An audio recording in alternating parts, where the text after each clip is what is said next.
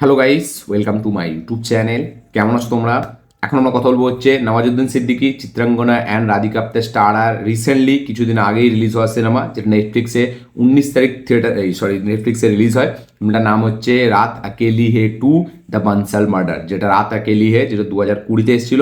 সেই ফিল্মটারই official sequel এই ফিল্মটা। এটা হচ্ছে পার্ট 2, যেটা 19 তারিখে রিলিজ হয়। এবং আমি ফাইনালি ফিল্মটা কালকের আগের দিন এই ফিল্মটা দেখি। তো কেমন লাগলো আমার এই রাত আকেলি হে পার্ট 2টা, সেটা নিয়ে এই ভিডিওর মধ্যে কথা বলবো। চলো ভিডিওটা শুরু করা যাক। তো কেমন হলো রাত আকেলি হে পার্ট 2? এক লাইনে যদি আমি ফিল্মটা রিভিউ করি, আমার কাছে এই ফিল্মটা খুবই একটা অ্যাভারেজ ফিল্ম মনে হয়েছে। ফিল্মটার যে ট্রিটমেন্ট, যে অ্যাপ্রোচ, সেটা পুরো আমাদের এই সোনি টিভিতে আসা শো ক্রাইম পেট্রোল এবং সিআইডির মতো লাগছিল দেখতে, এবং পুরো ট্রিটমেন্টটাই ওরকম। ওর থেকে সিআইডির ট্রিটমেন্ট অনেক ভালো। আমার সত্যি বলছি, ফিল্মটা কোথাও গিয়ে খুব একটা এনগেজিং মনে হয়নি। বাট যেহেতু থ্রিলার ফিল্ম, আমাদেরকে একটা টাইপ অফ একটা ইনভেস্টমেন্ট একটা দেয়। তো এইটাও ঠিক সেরকমই, যে আপনি ইনভেস্ট তো হয়ে আছেন, বাট আপনি বুঝতে পারছেন যে এই ফিল্মটার যেভাবে এগোচ্ছে, যে স্ক্রিন প্লে ফরম্যাটে এগোচ্ছে, বা স্ক্রিন প্লেতে যে জিনিসপত্রগুলো আমরা দেখতে পাচ্ছি, সেগুলো অতটা এঙ্গেজিং না হলেও আমাদের লাস্ট পর্যন্ত দেখতে হবে। কারণ আমরা জানি ফিল্মে একটা মার্ডারার আছে, ফিল্মে একটা টুইস্ট আছে। সেই টুইস্টটা দেখার জন্য আমাদেরকে লাস্ট পর্যন্ত বসে থাকতে হয়। যখন ফিল্মটা পুরো ওভারঅল শেষ হয়, পুরো ফিল্মটাই আমাদের একটা সেই সোনি টিভিতে আসা ক্রাইম পেট্রোলের মতো মনে হয়। যে একটা ঘরে আমরা দেখতে পাচ্ছি, মানে একটা কিছু কাককে মেরে ফেলে রেখেছে রক্ত দিয়ে, কিছু কালা জাদু করার টাইপ, মানে এরকম একটা ডিজাইন করছে যে কালো জাদু করবে। বাট তার ভিত্তিতে নিচের লেয়ার আমরা দেখতে পাচ্ছি যে একটা মার্ডার হচ্ছে। তো সেই মার্ডারটা ইনভেস্টিগেশন করতে আসে নওয়াজুদ্দিন সিদ্দিকীর ক্যারেক্টারটা জটিল যাদব। সে এবার ফাইনালি কে খুনি সেটাকে কি ধরতে পারবে, এবং পুরো ফ্যামিলিকে কিভাবে মেরে দিল, এবং কে মেরেছে, ফ্যামিলির লোক মেরেছে নাকি ফ্যামিলির বাইরের কেউ মেরেছে, নাকি এদের কোনো শত্রু আছে।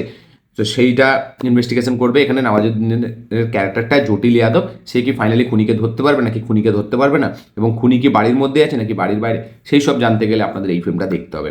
তো এই যে বললাম যে প্রথমে যে শটটা, যে কিছু কাক আমরা দেখতে পাচ্ছি তারা মরে পড়ে আছে, রক্ত চারিদিকে, একটা শুয়োরের মাথা কেটে রাখা আছে। তো এই যে মানে স্টাইলটা ঠিক আছে, তারপরে যে জিনিসপত্রগুলো হচ্ছে সেগুলো নেটফ্লিক্সের খুব টিপিক্যাল কাইন্ড অফ শো, বা এই যে বললাম সোনিতে যে ক্রাইম পেট্রোল হতো ঠিক আছে, বা সিআইডিতে হতো, সেই রকম টাইপ অফ একটা জিনিসের কথা মনে করে। আমার তো পুরোপুরি একটা ক্রাইম পেট্রোল টাইপ অফ মনে হচ্ছিল, বা কাইন্ড অফ বলা যায় সিআইডির মতো, বা যেভাবে, এবং ফিল্মটা ইউপিতে বেশ, তাই জন্য আরও মনে হচ্ছে যে কি বলবো, যেভাবে মানে একটা হয় না, একটা মানে একটা যে কালার গ্রেডিং বা একটা ওয়ে অফ প্রেজেন্টেশন, যেটা আপনি দেখলে বুঝতে পারবেন, যে অ্যাপ্রোচ, সেটা কাইন্ড অফ একটা খুব রুটেড একটা গল্প আমরা এখানে দেখতে পাচ্ছি। এখানে কোনো সিনেম্যাটিক কোনো ব্যাপার নেই, মানে যে বিশাল সিনেম্যাটিক লিবার্টি নিয়ে বিশাল কিছু করেছে এরকম না। যেহেতু রুটেড গল্পটা এবং ইউপিতে বেশ, তাই জন্য আরও যেন অনেকটা ক্রাইম পেট্রোলের মতো মনে হচ্ছিল। মানে দেখতে যে কালার গ্রেডিং করা আছে, বা যেরকম টাইপে গল্পটা এগোচ্ছে, যে ইনভেস্টিগেশন বা যেইখানে যাচ্ছে ইনভেস্টিগেশনটা একটা শেষের দিকে, তো সেইটা কাইন্ড অফ একটা ওই রকম দিকে নিয়ে যাচ্ছিলো, যার কারণে আমার ফিল্মটা খুবই অ্যাভারেজ একটা ফিল্ম মনে হয়েছে। রাত আকেলি হে, সেই ফিল্মটার যে ট্রিটমেন্ট ছিল সেটা অনেকটা আলাদা এর থেকে। বাট এই ফিল্মটা কিন্তু দ্য বানসাল মার্ডার, পুরো একটা ক্রাইম পেট্রোল বা একটা নেটফ্লিক্সের শো যেরকম হয় ঠিক আছে, সেই রকম টাইপ অফ আমরা একটা জিনিস দেখতে পেলাম, যেটা 2 ঘন্টার মধ্যে, 2.5 ঘন্টার মধ্যে। তো নওয়াজুদ্দিনের পারফরমেন্স যেরকম, জটিল যাদব সে তার কাজ ভালো করেছে, বাট এক্সট্রা এই ফিল্মে সেরকম আমি কিছু দেখতে পাইনি।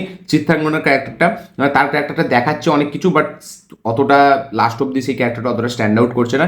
বাকি এখানে একটা মানে একটা গুরুর একটা ক্যারেক্টার এখানে প্লে করছে একটা মেয়ে, তো তার দেখে মনে হবে তার অনেকটা ইম্প্যাক্ট আছে রোলে, বাট মানে সিনেমার মধ্যে, বাট তারও অতটা ইম্প্যাক্ট এখানে নেই।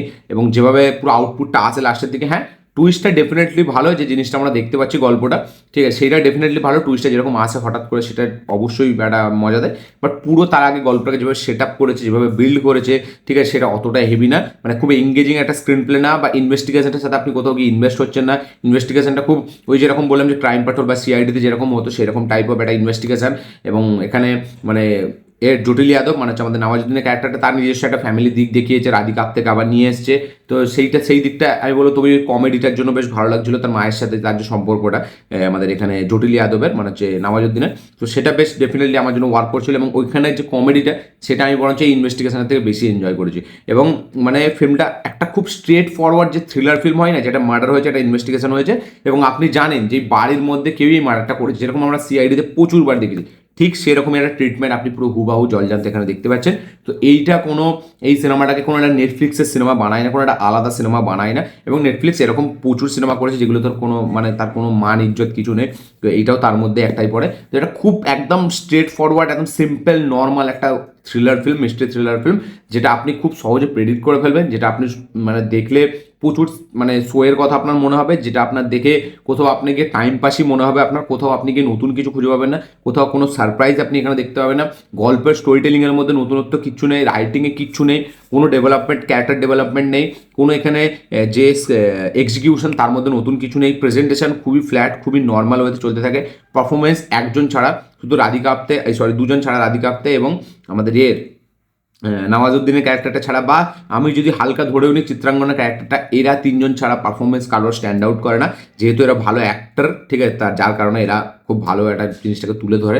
এবং ওই যে বললাম নওয়াজুদ্দিনের সাথে তার যে মায়ের যে কেমিস্ট্রিটা, সেটা আমি হেভি এনজয় করেছি। এবং কিছু মানে একটা তো ডার্ক কমেডি, রাত আকেলি যেহেতু কাইন্ড অফ একটা ডার্ক কমেডি থ্রিলার ফিল্ম, তো সেইটা এখানে যে কমেডিটা সেটা খুব একটা লিমিটেড ওয়েতে কাজ করে। তো আমার জন্য কমেডিটা শুধু তার মায়ের সাথে যে কটা সিকোয়েন্স, ওই সিকোয়েন্সেই কাজ করেছে, বাকি ওভারঅলে কোনো কমেডিটা আমার সেজন্য ওয়ার্ক করেনি। হ্যাঁ, লাস্টের যে টুইস্টটা যেভাবে আসছে, যেভাবে মেন কালপ্রিটটা আমরা দেখতে পাচ্ছি, তার যে কারণটা, ঠিক আছে, সেটা অতটা এফেক্টিভ না, সেটা অতটা ইম্প্যাক্টফুল না যে এর জন্য একটা এরকম হতে পারে।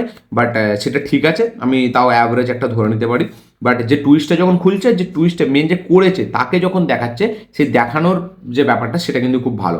এবং লাস্ট পর্যন্ত মানে একটা টাইমে শোটা মনে হয় যে অ্যাকচুয়ালিতে এই গল্পটা হয়তো মানে একটা ট্রু ইনসিডেন্টের থেকে বেস্ট করে বানানো, হয়তো হতেও পারে, আমি জানি না, আমি এখন অত রিসার্চ করে দেখিনি, ঠিক আছে। বাট ধরতে পারছে না, হয়তো গল্পটা এরকমই রয়ে যাবে, আমরা এরকমই দেখবো সিনেমা। বাট লাস্টে আমরা দেখতে পাই যে না, একটা কালপ্রিট আছে, তখনই গল্পটা আরও স্ট্রেট ফরওয়ার্ড হয়ে যায়, তখন আরও normal typical thriller murder film হয়ে যায়। যদি গল্পটা রেখে দিত যে গল্পটা কোথাওভাবে সলভ হচ্ছে না, তাহলে আমার একটু তবে ডিফারেন্ট মনে হতো যে গল্পটা কী হলো, কী করে হলো, তো এটা একটু আলাদা মনে হতো। বাট যেহেতু কালপ্রিটটাকে দেখিয়ে দিচ্ছে, তো ওই জন্য একদম ফ্ল্যাটে চলে যাচ্ছে, একদম নর্মাল সেই সিআইডি টাইপ অফ অ্যাপ্রোচ সেখানে চলে আসছে। তো আমার রাত একে লিয়ে প্রেজেন্টেশন, এক্সিকিউশন, পারফরমেন্স বা স্টোরি টেলিং বা ক্যারেক্টার ডিজাইনিং বা ক্যারেক্টার ডেভেলপমেন্ট বা আমি যদি বলি রাইটিং, কোনো দিক থেকেই কিন্তু একটা ইউনিক ফিল্ম বা কোনো দিক থেকেই কিন্তু একটা সারপ্রাইজ কিছু বা একটা নতুন কিছু আমাদেরকে প্রোভাইড করা, সব কিছুই খুব টিপিক্যাল, খুব অ্যাভারেজ লেভেলে থাকে, খুব ডিসেন্ট একটা ওকে ওকে ফিল্ম আমার মনে হয়েছে। আপনাদের রিয়াকশন কি, মতামত কি, বক্তব্য অবশ্যই কমেন্টে লিখে জানাবেন। ডেফিনেটলি পজিটিভ যে জিনিসটা সেটা হচ্ছে টুইস্টে, যে কে করেছে, মানে কে করেছে এটাই একমাত্র খুব ইউনিক, খুব একটা সারপ্রাইজ মনে হয়। বাকি ওভারঅলে মানে সেরকম কিছুই আপনাকে টুইস্ট অ্যান্ড টাচ দিতে পারে না। হ্যাঁ, স্টার্টিং যে সিকোয়েন্সটা, সেখান থেকে একটা জিনিস বিল্ড করতে পারে যে গল্পটা কিন্তু এটা খুব মানে হেভি দিকে যেতে চলেছে, খুব একটা মানে ইউনিক কিছু দেখবো, বাট তারপরে দেখতে পাই না। এবং হ্যাঁ, যখন মার্ডারগুলো হয়, সেই মার্ডারগুলো কিন্তু খুব ভায়োলেন্টলি করা, খুব মানে একটা ব্রুটালি করা, সেই মার্ডারগুলোকে যেভাবে প্রেজেন্ট করে, যেভাবে দেখিয়েছে, সেগুলো ডেফিনেটলি পজিটিভ। তো এই একটা দুটো তিনটে পজিটিভ জিনিস ছাড়া বাকি ওভারঅল ফিল্মটা পুরো একদম অ্যাভারেজ একটা ফিল্ম, খুব ওকে ওকে। আপনারা যারা দেখে নিয়েছেন রাত একে লিয়ে পার্ট 2, তাদের কি বক্তব্য, কি মতামত, কি রিয়াকশন অবশ্যই কমেন্টে লিখে জানাবেন। যারা এখন দেখেননি, দেখবেন ভাবছেন, অবশ্যই চেক আউট করুন, দেখে অবশ্যই কমেন্ট করবেন আপনাদের কি বক্তব্য, কি মতামত, কি রিয়াকশন। এই ছিল আমার রিভিউ, এই ছিল আমার ভিডিওটা ভালো লেগে থাকলে লাইক শেয়ার কমেন্ট করে দেবেন, চ্যানেল নতুন হলে চ্যানেলটিকে সাবস্ক্রাইব করবেন, বেল আইকনটি প্রেস করতে ভুলবেন না। দেখা হচ্ছে পরের ভিডিওতে, ততক্ষণের জন্য বাই।